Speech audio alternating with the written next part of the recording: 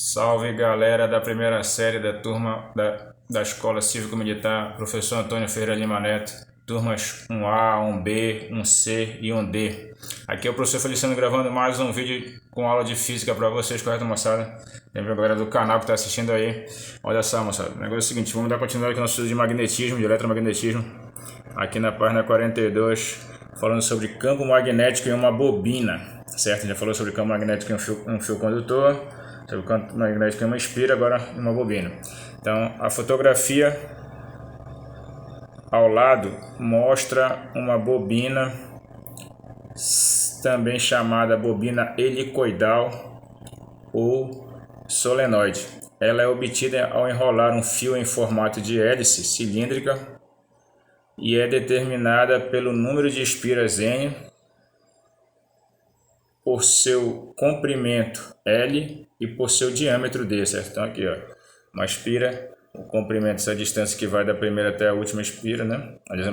Uma bobina, no caso, e o diâmetro é o tamanho, né, da circunferência de uma bobina aqui, ó, de um lado a outro aqui, parece? Então isso aqui é uma bobina, falou, pessoal? É formada por várias espiras. Quando o fio é percorrido por uma corrente elétrica, o campo magnético produzido pela bobina é dado pela soma vetorial dos campos produzidos por todas as espiras, certo? O formato desse campo magnético também pode ser visualizado com auxílio de limalha de ferro. Observe a imagem à direita, então aqui está a imagem. Quando está passando uma corrente aqui nessa bobina, aqui, a limalha se colocam aqui nas extremidades, que é onde está entrando e saindo o campo magnético, certo? Aí se aproxima dessas duas partes aqui, beleza? Onde vão estar os polos norte e sul, né? O sentido de suas linhas é determinado pela regra da mão direita, aplicada para todo o solenoide. Percorrendo o fio com o dedo polegar no sentido da corrente, o sentido das linhas do campo magnético é dado pelos outros dedos que envolvem o fio. Os vetores de campo magnético em cada ponto ao redor do solenoide são tangentes à linha de campo magnético. Então, para achar aqui, basta usar a regra da mão direita, certo, pessoal? Se a corrente estiver entrando aqui pelo lado esquerdo, né, e saindo aqui pelo lado direito, olha, tá aqui, ó. Olha lá, usando a mão direita, a regra da mão direita, né, aqui o polegar indicando a corrente, o campo vai estar entrando pela esquerda e saindo pela direita, né? Então, aqui vai estar o polo sul, né, e aqui o polo norte do campo. Isso quando a corrente está entrando nesse sentido aqui. Se a corrente estiver no outro sentido, se ela estiver entrando pela direita e saindo aqui pela esquerda do solenoide, aí, olha lá, na gravando direita, né? A corrente está aqui no polegar, o campo vai estar entrando pela direita e saindo pela esquerda, falou? A intensidade do campo magnético no interior de um solenoide é dada pela seguinte relação, por essa equação aqui, ó.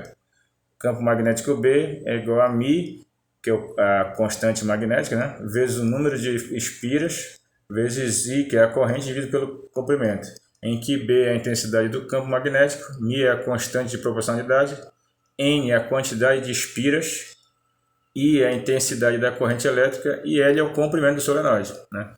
Quanto maior o comprimento, menor vai ser o campo, né? Enquanto menor o comprimento, maior o campo. Quanto maior a corrente, maior o campo. Quanto maior o número de espiras, também maior o campo. Falou, meus amigos? Agora, passando aqui para a página... Passando para a página 43... A gente vai continuar agora nosso estudo falando sobre forças magnéticas, certo? Vimos que auroras evidenciam a atuação do campo magnético terrestre na proteção contra os ventos solares, certo? Então os ventos solares vêm aqui e o campo magnético protege a Terra desses ventos solares. As partículas carregadas dos ventos solares, quando entram em movimento, manifestam suas propriedades magnéticas e passam a interagir com o campo magnético da Terra, experimentando uma força magnética que as desvia, certo? Então a força magnética do campo da Terra desvia essas partículas dos ventos solares e não permite que eles passem para dentro da atmosfera da Terra. Assim, da interação entre dois ou mais campos magnéticos surge a força magnética, F, que pode ser de atração ou de repulsão, né, dependendo dos sinais dos polos em questão. Além da Terra e dos ímãs, partículas carregadas que se movem no interior de um fio condutor retilíneo também sofrem interação magnética quando encontram um campo magnético externo.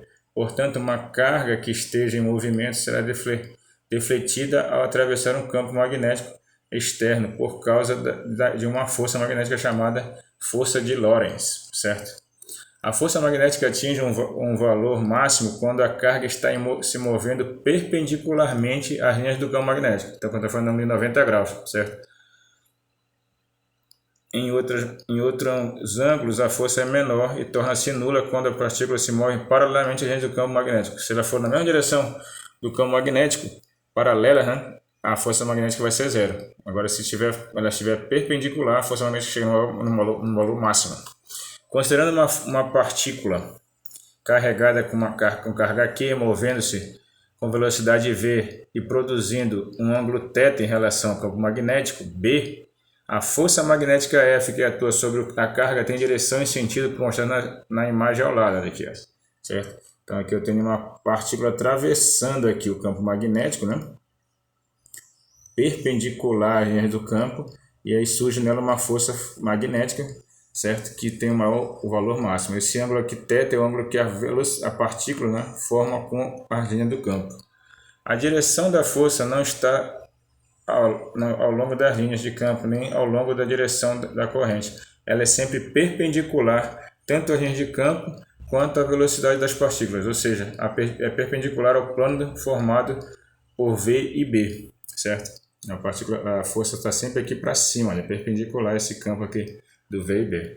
O sentido da força magnética pode ser indicado pela regra da mão esquerda. Então, aí para a força magnética a gente já usa a mão esquerda, certo? O dedo indicador aqui é o campo, esse outro dedo aqui vai ser a velocidade e o polegar indica para onde está a força magnética, certo? O sentido da força magnética pode ser indicado pela regra da mão esquerda, utilizando os dedos polegar, indicador e médio, esticados da maneira que fiquem todos perpendiculares um ao outro. Veja a imagem ao lado, certo? Como a gente falou aqui. O indicador é o campo, o dedo médio é a velocidade da partícula e o polegar é a força. Cada dedo representa a direção de um vetor. O indicador deve ser posicionado no sentido do campo magnético, o dedo médio no sentido da velocidade V, e para onde o polegar apontar será o sentido da força magnética F.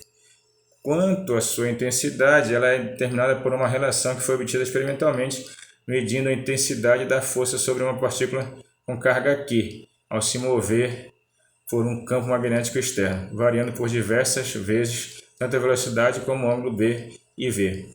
Tal relação é dada por essa fórmula aqui. A força magnética é igual a Q vezes a velocidade vezes o campo magnético vezes o seno de θ, onde esse θ é esse ângulo que a velocidade forma com o campo. A força magnética é expressa em newtons no sistema internacional, e na relação mostrada acima utiliza-se o módulo da carga elétrica da partícula, porque o sentido da força é dado pela regra da mão esquerda.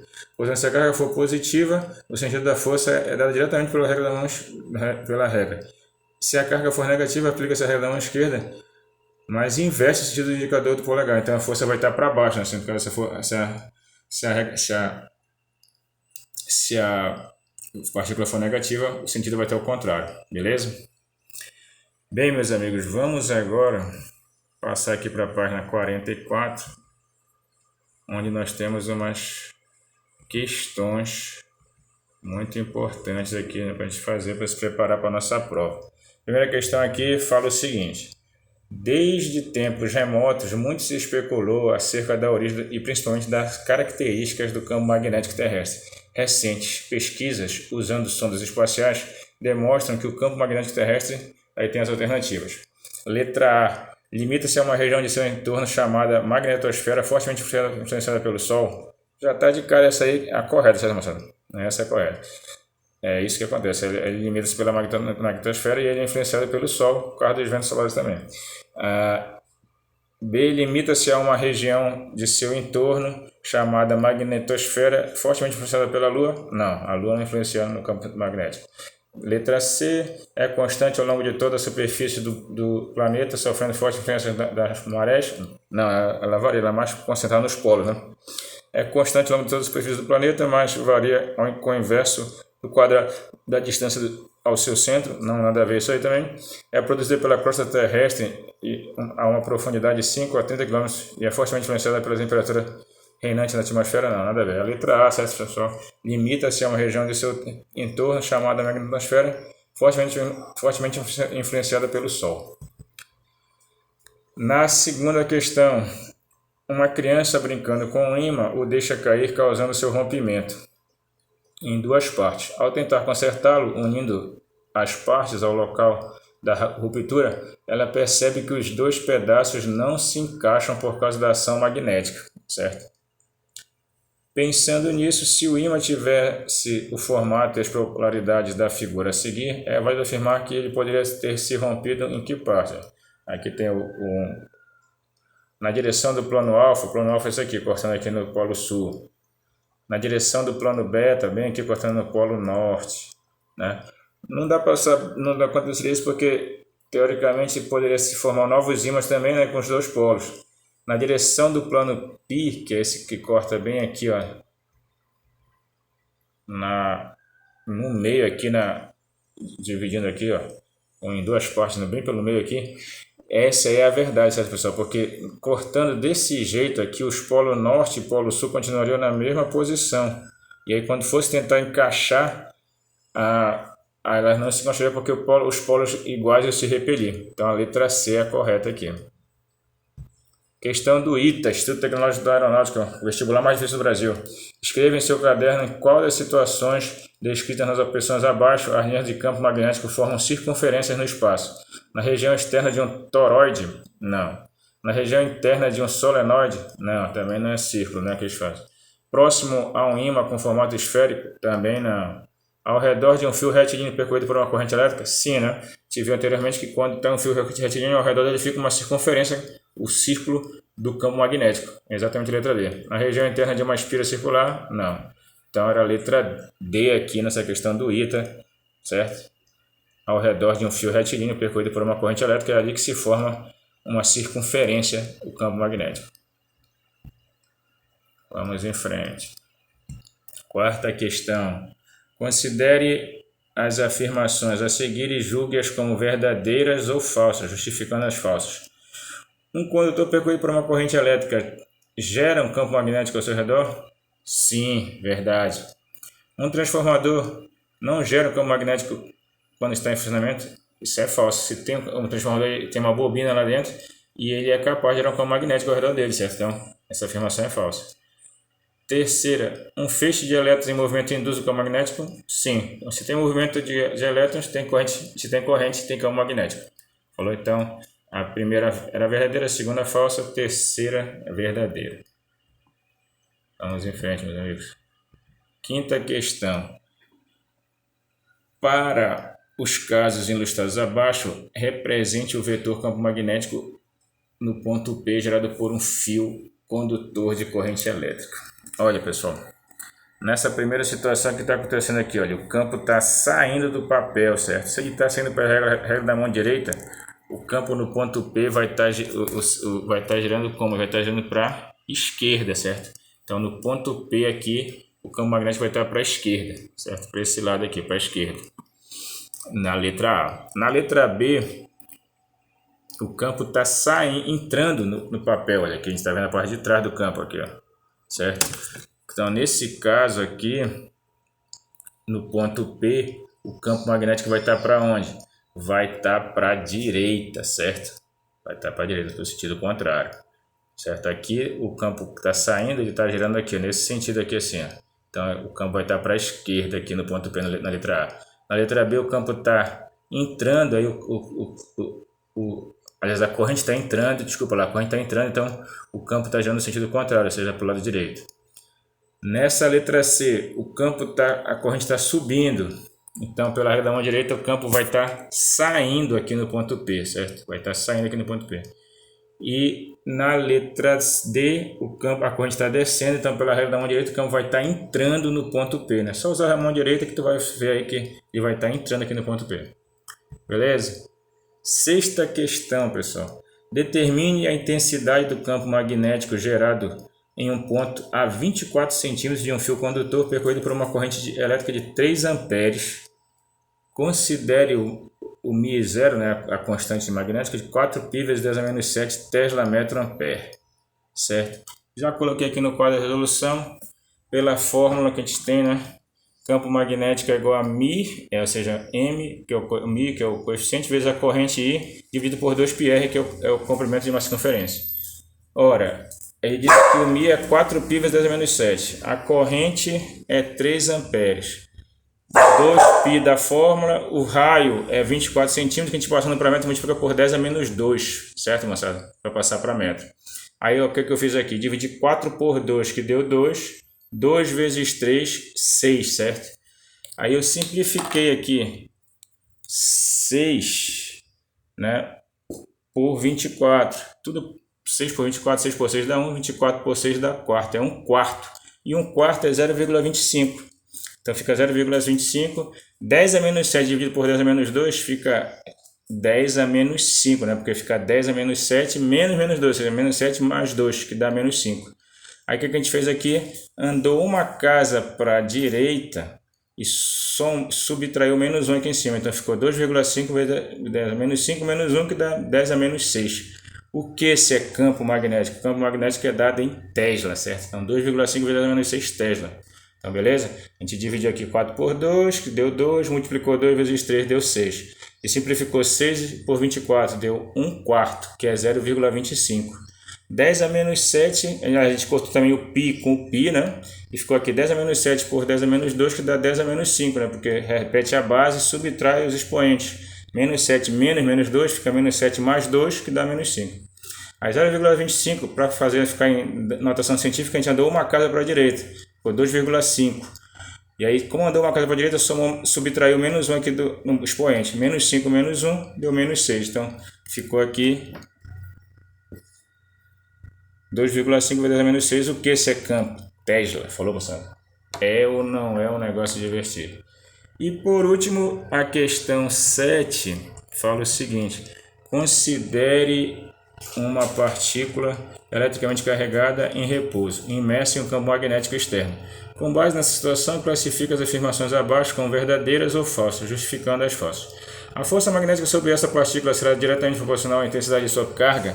Isso é verdadeiro, né? Pelaquela fórmula que a gente já viu lá. Fórmula da lei de Lenz, né? Carga, velocidade, vezes campo, vezes seno de θ. Tá aqui, ó. A força é diretamente proporcional à carga. Verdade. Segunda, a força magnética possui intensidade máxima quando a partícula eletricamente carregada se move paralelamente ao campo magnético. Não, né? Porque quando ela está paralelamente ao campo magnético, o ângulo é zero e aí a força é nula. Beleza? Então essa afirmação é falsa.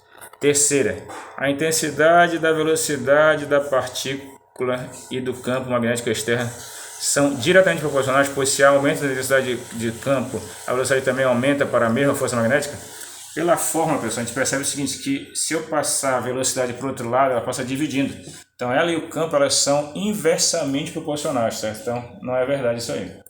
E a quarta afirmação fala o seguinte: a intensidade da força magnética e da velocidade da partícula são diretamente proporcionais, pois se o módulo da velocidade aumenta, a intensidade da força aumenta proporcionalmente. Isso é verdade, certo? Porque olha, a força é dada por essa fórmula aqui, ó. Força e velocidade estão na mesma direção, então elas são diretamente proporcionais. Se aumenta a velocidade, aumenta a força. Então, nessa questão, a 1 é verdadeira, a 2 é falsa, a 3 é falsa e a 4 é verdadeira. Falou, meus amigos, vocês estão preparados para a nossa prova que vem chegando semana que vem? Fiquem com Deus, só Jesus, Senhor. Não esqueça de deixar um comentário no vídeo com o teu nome e turma, para saber que tu assistiu. Se tu gostou, dá um like. Não esquece de se inscrever no canal se não está inscrito. Fique com Jesus. Um abraço. Valeu.